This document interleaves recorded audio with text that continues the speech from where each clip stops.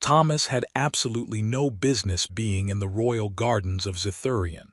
For one, he wasn't royal.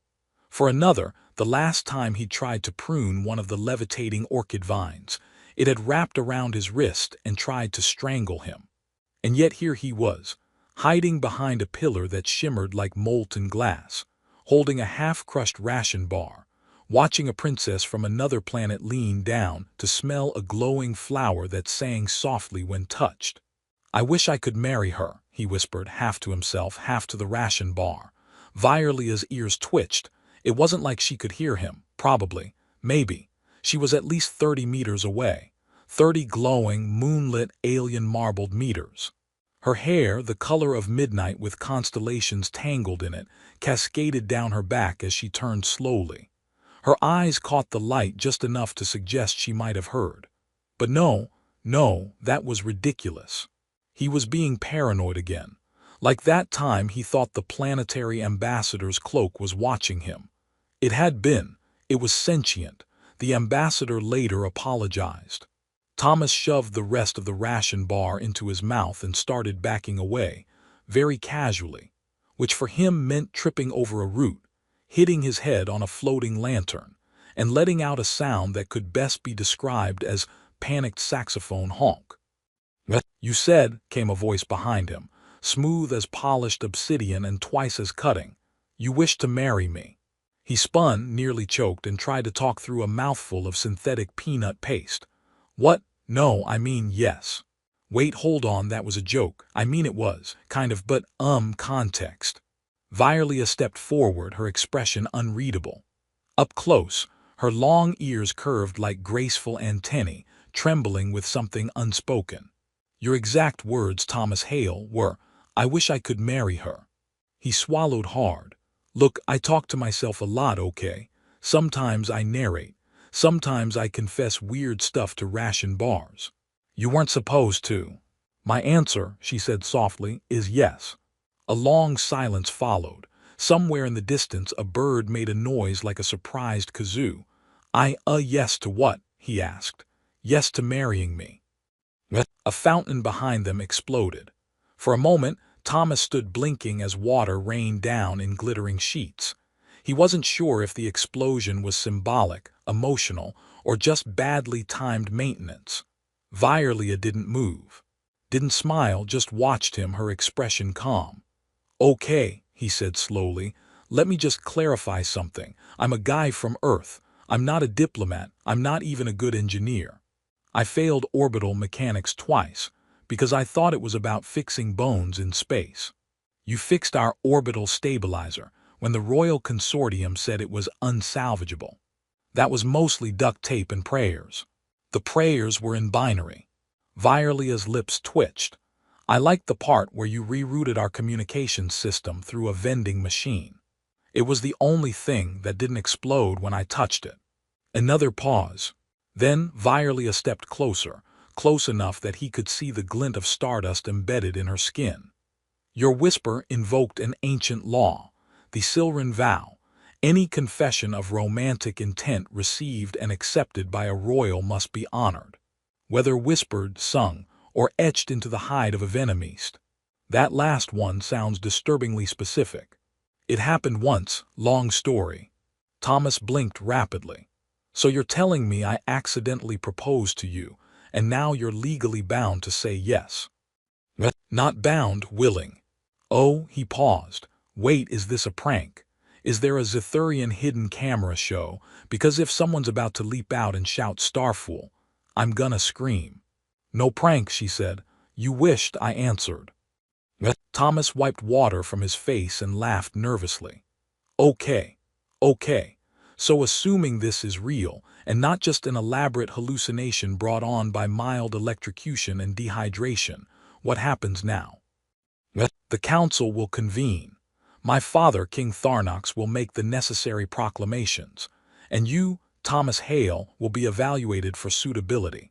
"Evaluated?" She nodded. "3 trials, one of diplomacy, one of honor, one of truth. Can I fail all 3 and still get a participation trophy? You'll get a decorative death mask, but it's only mildly cursed." He laughed, then realized she wasn't laughing, then realized she might be serious. "Oh," he said. "Neat." Violia reached out, brushing a wet strand of hair from his forehead with an elegant finger. "You are nervous." "Me, nervous? Nah, this is my calm face. You should see my terrified face. It involves jazz hands." She studied him, then unexpectedly smiled. "I accept the jazz hands." Thomas grinned, partly because of her smile, and partly because he suspected he was one misstep away from waking up in a hospital bed, hooked to fluids and apology letters. "Okay, guess I'm engaged now, to an alien princess, who has glowing eyes, magical ears, and possibly a killer sense of humor." "Possibly. We'll see how you feel after you meet my mother. She still hasn't forgiven me for using her heirloom salad tongs to disarm a plasma grenade." Violia blinked. That explains the ceremonial dent. A silence followed, comfortable this time. She stood beside him, not touching, but close enough that he felt the warmth of her presence. "Thomas Hale," she said, "you may have just changed the fate of two worlds." "Awesome," he muttered. "Can I get changed first? I'm still soaked in fountain juice." She laughed. It was soft and surprising and sounded like wind through alien chimes. Then she turned and walked away, leaving him alone in the garden, still dripping, still stunned, and now officially betrothed. "Cool," he said aloud. "No pressure." Behind him, the fountain gurgled again. Thomas sat in a chair that looked suspiciously like it might bite him. It was shaped like a blooming flower, but the petals had retractable points and occasionally pulsed with bioluminescent veins, like it was digesting his anxiety in real time. Across from him sat 3 members of Zithurian's High Council, whose names he'd already forgotten, but whose eyebrows were so expressive they could have had their own political platform. "Mr. Hale," said the central one, a tall, stern figure wrapped in iridescent folds of cloth that changed color depending on the mood of the room, or possibly his mood. Thomas hadn't figured that part out yet. "Do you understand the severity of your words?" "Define severity," Thomas replied, crossing one leg over the other and immediately regretting it when the chair growled faintly. "You uttered a vow of bonding, in the royal gardens, during the hour of stars, within audible range of a princess." The counselor said it like he was listing the steps to summoning a cosmic god of bureaucracy. Thomas held up his hands. "Okay, I know it sounds bad when you say it all ceremonially like that. But in my defense, I didn't think anyone was listening, especially not her, and definitely not the shrub that turned out to be a listening drone. That shrub is sacred. It sneezed on me. Sacredly." Another counselor leaned forward, ears twitching like antennas picking up sarcasm. "The royal bloodline has not been mingled with an offworlder in 700 planetary cycles. You are a human, a meat-based engineer." "Hey, I'm also 60% caffeine and 20% poor decisions. You mock this process." No, this is just how I talk when I'm nervous, which, fun fact, is always." The third counselor tapped something on their glowing panel. "The ordeal of 3 worlds will proceed as tradition dictates. Should you fail any of the trials, the bond will be nullified, and you will be politely ejected from Zithurian space." "Define politely." "With gravity reduction and minimal screaming." Thomas nodded slowly. "So just to clarify, if I pass all 3 trials, I get to marry Violia?" "Yes, and if I fail, I get yeeted into space." The central counselor frowned. "What is yeeted?" "It's a human word for enthusiastic relocation." They all nodded, as if that somehow made it better. When the council finally dismissed him, he practically sprinted down the crystalline corridor and into the waiting chamber, where Violia sat in an armchair shaped like a sleeping cat. It purred under her when she shifted. She was reading from a transparent data panel shaped like a feather and sipping something that hissed softly each time she took a drink. "How'd it go?" she asked without looking up. "I think one of the counselors wants to turn me into soup." "That's a good sign. It means they think you're worth the trouble." "I don't want to be worth the trouble. I want to be not soup." She looked up amused. "You're being dramatic." No, I'm being realistic. There was a growling chair, and a judge who looked like a stack of angry pancakes. Counselor Breen, his face is hereditary. Virelia set the data panel aside and stood, graceful as ever. Come. We need to prepare for your first trial. Thomas blinked. Already, shouldn't there be like a montage or a training sequence first? Maybe a wise mentor with a strange accent. You have me. I was really hoping for a sword-wielding turtle or something. The trial of diplomacy will take place during the Feast of Alignment. You'll be expected to represent Earth among nobles from 7-star systems. Conversation will be judged, etiquette tested, humor weighed. Thomas straightened his collar. Okay, good, small talk. I can do that, just need to avoid awkward topics like exes or galactic politics. Or the time I accidentally installed a bidet backwards. Virelia didn't ask for clarification, which he appreciated. That night, the grand hall glowed with suspended starlight, orbs floating just beneath the arched ceiling. Nobles in ceremonial garb that ranged from elegant to wildly impractical drifted through the air on personal hover discs, murmuring greetings in a dozen languages. Thomas, dressed in a tailored suit that felt like it was massaging his spine out of passive-aggressive loyalty, followed Virelia into the center of it all. A noble floated toward them. He was spherical, lavender, and apparently wearing a monocle over each eye. Ah, the Earthling, the noble burbled. Tell me, Thomas Hale, what is your opinion on interstellar trade tariffs imposed by the Elkar Dominion? Thomas blinked. I think they're overpriced. But honestly, I still don't understand how your toilets work, so I may not be the best source. The noble roared with laughter. Charming, you remind me of my 6th husband. He exploded during a banquet. Delightful fellow. Exploded. Emotionally. The trial proceeded. Thomas drank something that turned his tongue blue and temporarily allowed him to speak in musical notes. He accidentally insulted a diplomat by mistaking their ceremonial hat for a fruit bowl, then recovered by doing an impromptu juggling act with levitating grapes.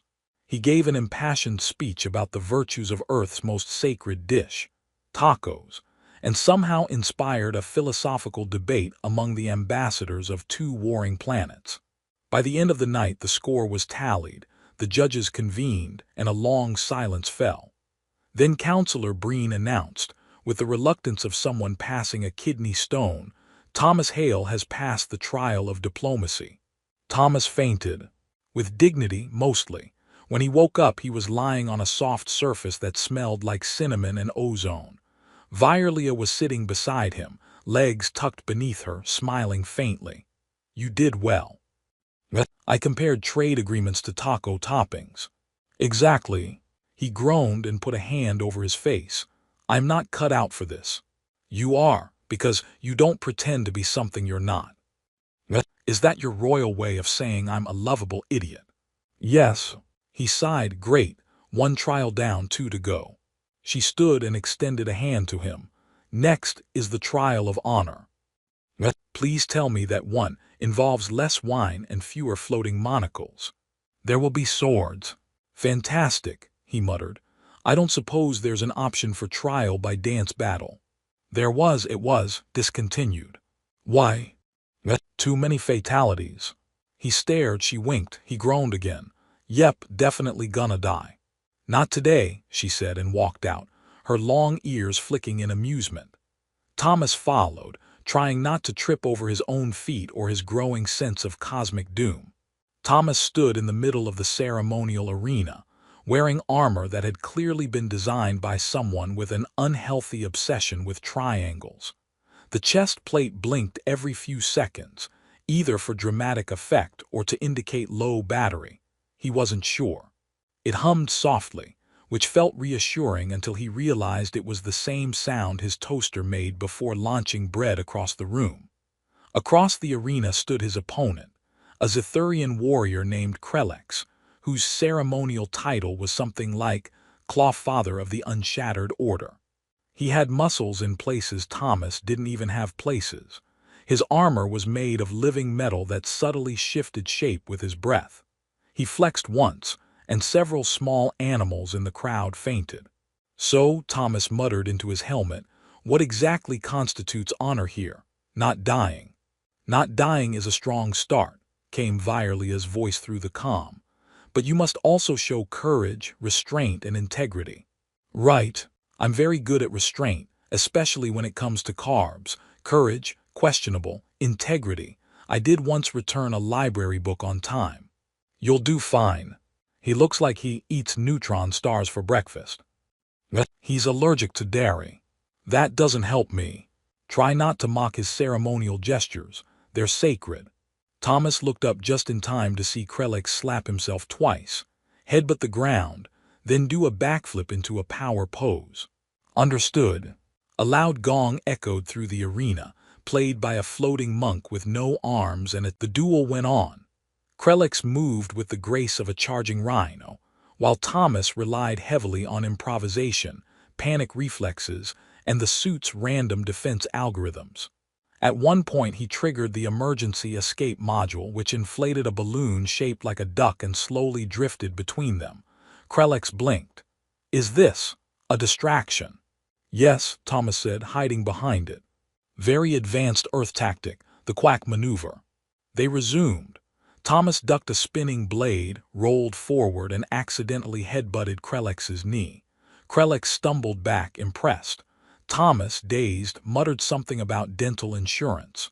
After several more minutes of acrobatic chaos, Krelix raised his arms, halting the combat. This off-worlder, he declared, fights like a drunk sandworm with gravity issues. Thomas wiped sweat from his face. Thank you. He is unpredictable but not dishonorable. He fights with sincerity. Thomas pointed a finger weakly. Yes, that I am very sincere. The crowd erupted into polite applause. Zithurian applause sounded like rain falling on stone, and the gong sounded again. Thomas collapsed onto the ground, armor beeping erratically. Virelia appeared moments later, kneeling beside him with a smirk. You passed. I'm pretty sure I lost. But with dignity, and you didn't die. I almost died. The duck saved me. That's going in the record. Back at the palace, Thomas sat soaking in a vat of rejuvenating gel, which smelled like eucalyptus and existential dread. A robotic attendant applied a paste to his bruises and whispered soothing phrases in binary, most of which were just helpful reminders to please do not die. Across from him, Virelia watched him with that unreadable look she often wore, like she was seeing multiple timelines at once and picking her favorite. I don't get it, Thomas said. That was supposed to be a test of honor. But I bumbled through the whole thing. I got my foot stuck in my own shield generator. You never gave up, and you never tried to cheat. The judges look for those things. I did try to bribe Krelix with a snack cube. You offered it sincerely. That's what mattered. He sighed, 2 trials down, 1 to go. The last one will be different. I was afraid you'd say that. It's the trial of truth. That sounds less punchy and more terrifying. It is. You'll be taken to the cavern of reflection. I don't like caves or reflection, especially of my own life choices. There will be illusions, tests of your mind. You'll face yourself. I already do that every morning in the mirror. And it's not a great start to the day. She tilted her head, ears twitching. This trial is not physical. You will enter alone. No armor, no assistance. The cave reads your thoughts and builds a path from your fears, doubts, and memories. Fantastic. Can't wait to relive middle school. It's dangerous but necessary. Thomas leaned back in the gel. Why does love have to be so complicated? Because it's worth it. He looked at her then, really looked. And something in his chest shifted. Not the panic, not the sarcasm, something quieter, steadier. Okay, he said softly. Let's do it, cave and all. Virelia reached out and squeezed his hand. You're doing better than you think. I accidentally challenged a noble to a dance-off yesterday. And you won. I fell over. With rhythm. He groaned. Please tell me the cave doesn't involve interpretive dance. No promises. The next day, the palace shuttle took him to the mouth of the cavern of reflection. Violia stood beside him as the gate opened, revealing a swirling mist lit from within by shifting lights. Thomas adjusted his collar and glanced at her. "If I don't come back, tell my houseplant I loved it. I'll water it. Not too much, it's sensitive."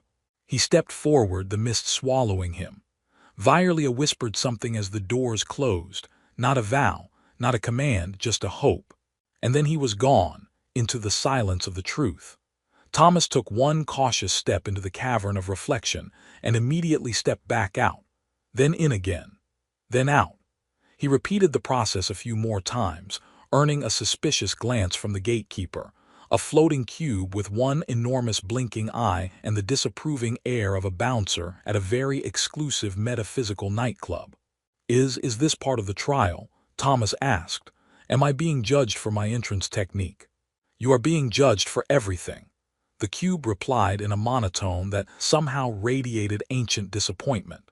"Neat," Thomas muttered, and walked fully into the mist before he could talk himself out of it again.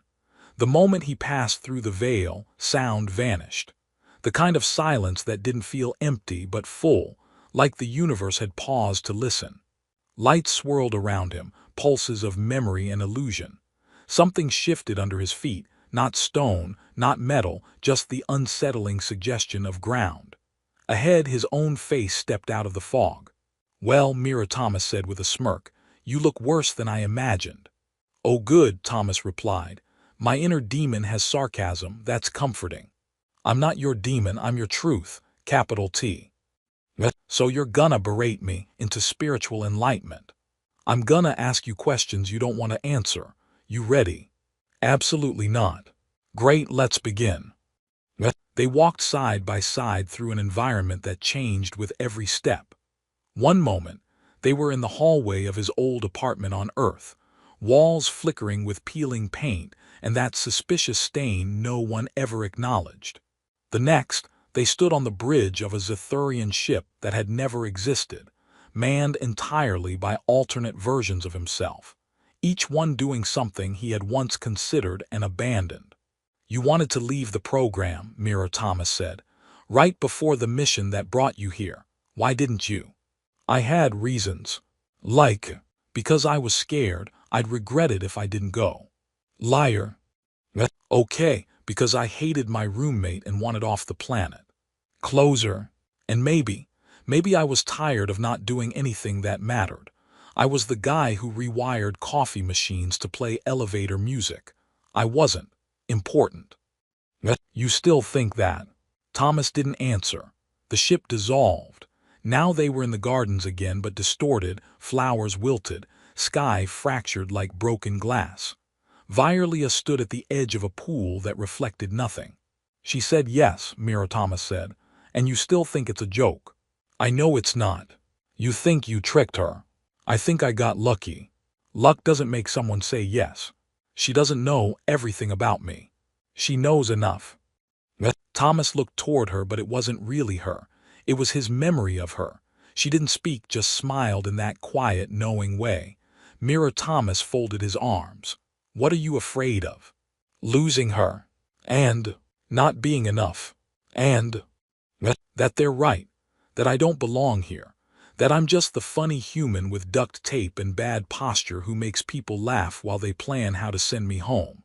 And that maybe, if she changes her mind, I'll break in a way that can't be fixed." Silence again. This time it pressed in like gravity. Mira Thomas softened. "You're not brave because you're unafraid. You're brave because you're scared as hell and still showed up." "That's poetic. I stole it from a greeting card." They stood together, watching the illusion of Violia flicker and fade. Then the cavern shifted again. Now it was his workshop. The first place he ever felt useful. Half-finished projects hovered in the air, failed inventions, prototype ideas, notes scribbled in his own half-legible handwriting. "Why do you think she chose you?" his mirror asked. "I don't know." "Guess." "Because I made her laugh." "Try again." "Because I listened." "Closer." "Because I saw her, not just the princess, not just the alien, just her." The workshop collapsed. A final platform rose beneath his feet, this time blank, endless white. He was alone. Then a voice, hers, spoke from nowhere and everywhere. "Do you trust yourself?" He hesitated. "Yes. Even when you're wrong. Especially then, that's when I'm the most ridiculous, but also the most honest." "Will you run?" "Only if there are spiders or taxes." "Will you stay even if it's hard?" "Yes." "Will you love me even if I change?" "I already do." The platform vanished. He was floating, then falling, then not, and then the mists cleared. The cube blinked as he emerged, blinking back the light. "You have completed the trial," it said. "Did I pass?" "You spoke your truth." "That doesn't answer the question." "You passed." Thomas stumbled into the arms of Violia, who waited just outside. She looked him over as if expecting to find him upside down or with extra limbs. "Still one of me," he said. "I think. Did you learn anything?" "That my inner self is a snarky jerk." "He sounds familiar." They walked together back toward the palace, silent for a time. The stars above pulsed gently like they'd been watching too. He finally said, 3 trials. 3 ridiculous, terrifying, weird-as-heck trials. And you passed them all. What happens now? My father invites you to a political summit. You're now seen as a legitimate suitor. I am not qualified to be legitimate. You survived a sentient chair, a warrior duel, a grape-juggling fiasco, and your own brain. You're more than qualified. He paused. "Does this mean we have to go public?" "Yes, the official announcement will be made at the summit." "Do I have to make a speech?" "You will be expected to say a few words." "I should have died in the cave." She laughed and he grinned, despite the lingering ache of the truths he'd faced. Later that night, he stood at the balcony of his chamber, looking out over the city that still made no logical sense, spiraling towers, floating vehicles shaped like jellyfish, the moon hanging too close and too bright. He whispered, "Still want to marry her?" Behind him, a familiar voice replied, "Good, because I still want to say yes." He turned. She stood there radiant, not just with light but with certainty. And somewhere far away, in a dark room humming with quiet threat, someone watched them on a screen and said, "We can't let this happen." The diplomatic summit was held in the Crown Nexus, a floating structure suspended above Zithurian's capital by gravity anchors and passive-aggressive optimism. Ambassadors, nobles, planetary governors, and one suspiciously sentient buffet table gathered beneath a dome of starlight to witness the first official union between a human and Zithurian royalty. Thomas stood near the center podium, tugging at the collar of his ceremonial tunic, which kept adjusting itself to maximize dignity. He'd already fought it twice. Violia stood beside him, calm and radiant, wearing a dress that shimmered with constellations only visible in ultraviolet. Her ears twitched once, subtly, the way they did when she was either amused or about to cause a diplomatic incident. The High Council droned through the formalities. Names, lineages, planetary history. The food table grew increasingly hostile the longer it went ignored. Thomas shifted his weight from foot to foot, resisting the urge to check if his speech was still loaded in his hollow bracelet, or if he'd accidentally replaced it with his grocery list again. A hush fell. His name was called. He stepped forward. He cleared his throat, then cleared it again louder because apparently his body had decided to go into full public speaking rebellion. "Hi," he began. "I'm Thomas, human, engineer, one-time duck-based duel survivor, and apparently future royal consort." A few murmurs, mostly from the buffet table. "I came here to fix some satellites, and instead, I fell in love with a woman who could destroy me with a look and possibly a flick of the wrist. Which, let's be honest, is kind of my type." More murmurs, slightly amused ones this time. "I didn't mean to propose. I mean, I did, but not out loud, and definitely not to someone with thousands of years of tradition, laws, and bodyguards with names like the Unforgiven. But she heard me, and she said yes, and that changed everything." He paused, scanning the crowd. "You don't have to like me. A lot of you probably don't. Some of you have probably placed bets on when I'll trip over my ceremonial cape and fall into the atrium fountain again. Spoiler, I already did that this morning. Light laughter, even from one of the more reptilian diplomats. But here's what I know. I've been tested, through diplomacy, combat, reflection, and incredibly judgmental furniture, and I passed. Not because I was perfect or powerful, but because I showed up, because I care, because I love her, honestly, stupidly, completely. He turned to Violia, and if the universe doesn't like that, it can go orbit itself. Applause. Scattered at first, then swelling. Zithurian claps were elegant. The Trinkai ambassador made fireworks explode from his hands. The buffet table released a satisfied burp and offered finger sandwiches. Then the lights went out. The applause cut off. A booming voice echoed from above. This union threatens balance. Dozens of figures shimmered into view, cloaked in refractive armor, faces hidden. The Order of the Shard, a secret faction of Zithurian purists who believed royal blood must remain untainted. This is a formal event, Thomas said loudly. Did you RSVP? You have corrupted our princess. Violia stepped forward. No, I chose him. You have been deceived. I am not so easily fooled. You will relinquish him or be unmade. Thomas sighed and turned to her. I don't suppose there's a calm negotiation option here. They don't really do calm. Great, let me try something. He stepped forward, activating the hollow bracelet again. A flash. A projection lit the air, recordings of every trial he'd passed, every test. His diplomatic wit, his honor in combat, his vulnerable honesty. See this, he said, voice rising. This is me, a human, a mess, but I didn't lie, I didn't cheat, I didn't take shortcuts, I earned this, and she chose me. The order hissed in collective irritation. Thomas tapped a final command. The projection zoomed in on Krelix, the war champion, holding up a taco and declaring, I would die for this man's food metaphors. Gasps, laughter. Even Krelix in the crowd raised his weapon and nodded. You may not like me, Thomas said, but you can't deny the truth. I belong here, not because of my species, because of my heart. The leader of the order took a step forward, then stopped. Violia raised her hand. Leave now. Or face the wrath of a royal, engaged to someone who builds plasma bombs out of vending machines. Silence. Then the order vanished one by one, blinking out like bad ideas.